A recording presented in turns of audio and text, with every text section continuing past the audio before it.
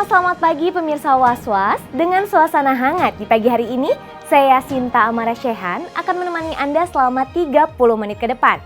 Di mana lagi kalau bukan di Was-Was. Oleh sebab itu, pastikan jangan beranjak dari tempat Anda, karena berita yang kami sajikan bukan hanya sekedar berita. Sebab Anda patut was-was sebelum menyaksikan Was-Was. Perjuangan RP menuntut tanggung jawab Ustadz Azwan kepada sang buah hati pekan ini berkelok ke arah yang mengejutkan. Pasalnya, Komisi Perlindungan Anak Indonesia atau KPAI tiba-tiba saja menawarkan bantuan untuk menjembatani RP dengan Ustadz Azwan. Seiring dengan hal ini, RP yang semula menyembunyikan identitasnya karena takut dihujat sebagai mantan istri kedua Ustadz Azwan, kini mulai membuka identitas dirinya sebagai Risma Idris, seorang perancang busana muslim terkenal. Benarkah kini Risma tak lagi takut memperjuangkan anaknya agar diakui Ustadz Azwan? Meski Ustadz Azwan hari ini akan menggelar konferensi pers terkait hal ini. Kita simak liputannya yang akan kami rangkai dengan nasib dua bintang GGS Returns, Kevin Julio dan Aditya yang tak jauh beda dengan anak Risma yang sedang merindukan ayahnya. Sampai saat ini belum ada kepikiran untuk langkah hukum, tapi untuk prepare ke depannya gimana, mungkin kita akan lapor ke KPAI ya, karena ini kan masalah anak ya, bukan masalah Mbak Rimanya minta rujuk, bukan minta duit, bukan minta nafkah, nggak ada. Ini cuma masalah anak, hak anak aja. Perjuangan RP menuntut keadilan atas dampak poligami Ustadz Azwan pekan ini seakan kian mendulang blunder panas. Sempat mengurai rencana untuk mengejar tanggung jawab Ustadz Azwan dengan mengadu ke Komisi Perlindungan Anak Indonesia atau KPAI. Tapi alih-alih berusaha meredam langkah RP, belakangan kakak almarhum UJ tersebut justru kian menghilang bak ditelan bumi. Tak pelak sebuah tanya pun mencuat. Jika ada sanksi ancaman pidana bagi orang tua yang tega menelantarkan anaknya diurai oleh KPAI, mungkinkah RP akan nekat melaporkan Ustadz Azwan ke markas KPAI gara-gara sikap Ustadz Azwan yang terus-menerus ingkar janji untuk menengok darah dagingnya sendiri? Bahkan untuk masalah legalitas anak saja, RP memaklumi bila dalam akte anaknya tak bisa dicantumkan nama sang ayah. Saya tidak mencoba lagi karena SMS saya yang dari 2 minggu yang lalu itu beliau tidak balas-balas sampai sekarang. Ya, KPAI sebagai lembaga negara yang memiliki tugas pokok dan fungsi untuk pengawasan penyelenggaraan perlindungan anak, salah satunya adalah pemastian pemenuhan hak nafkah anak yang seperti ini, tentu memiliki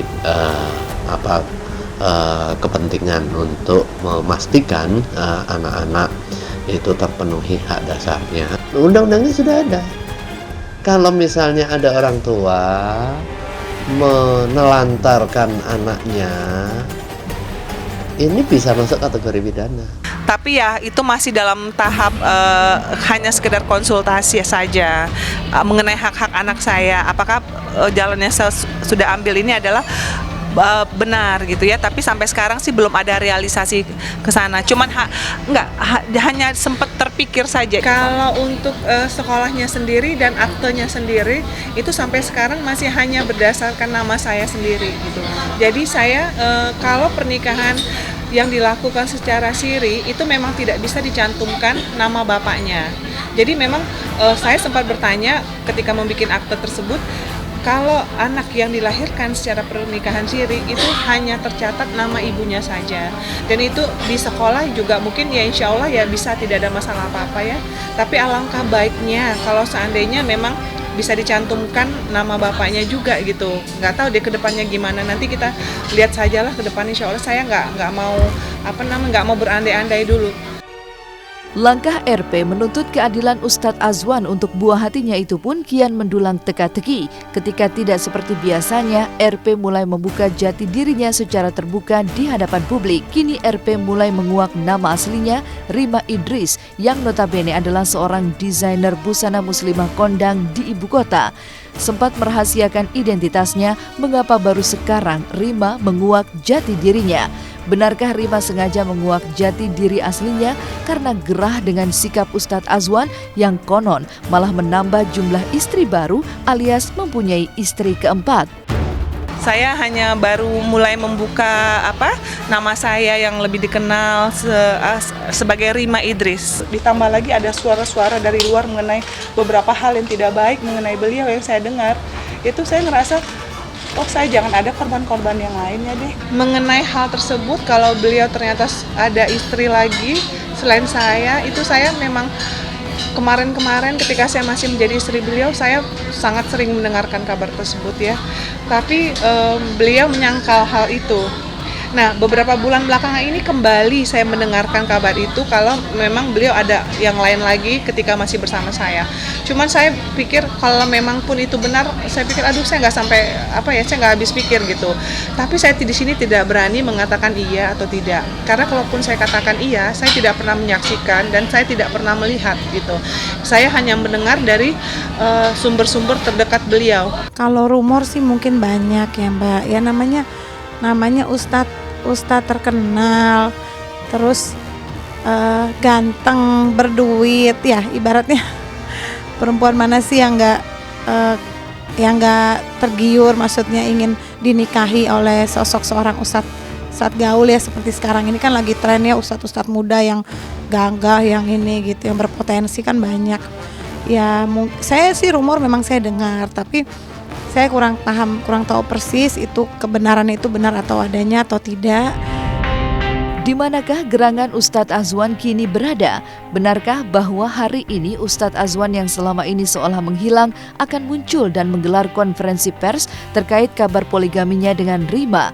Yang pasti, meski Rima jelas-jelas tidak menuntut nafkah materi apalagi permintaan rujuk, melainkan hanya secuil waktu untuk bersama putrinya, toh Ustadz Azwan sama sekali tak bergeming, menyisakan kesedihan luar biasa Rima yang tak tega menyaksikan putrinya tumbuh tanpa sosok seorang ayah. Karena memang dari kecil kan tidak jarang ketemu Mas. Anak saya dari lahir sampai usia 3 tahun, hampir 3 tahun mungkin hanya bertemu dengan bapaknya antara 3 paling banyak 4 kali. Jadi hanya 6 bulan sekali atau 5 bulan sekali, itu pun hanya 1 jam. Ya anak saya pasti nggak akan kenal lah ya. Tapi kalau bapaknya ada di TV, saya selalu mengatakan itu papahnya. Saya hanya meminta baik-baik apa yang pernah beliau ucapkan kepada anak saya, janjinya untuk memberikan waktu, cinta dan kasih sayang, perhatian, tolong dipenuhi, hanya itu saja. Mudah-mudahan saya mohon ke depannya lagi, beberapa hari ini ya, beliau bisa menemui saya, anak saya. Kalau memang tidak mau media mengetahui, ya sudah antara kita aja kekeluargaan. Toh beliau masih tahu kok rumah saya, masih punya nomor telepon saya. Sesaat lagi, Was-Was masih akan mengentas curahan hati Kevin Julio mengenang sang ayah yang telah tiada tepat di hari jadi ayahnya kemarin. Sedih sih, biasanya emang dari tahun ke tahun meskipun nggak dirayain secara besar-besaran gitu.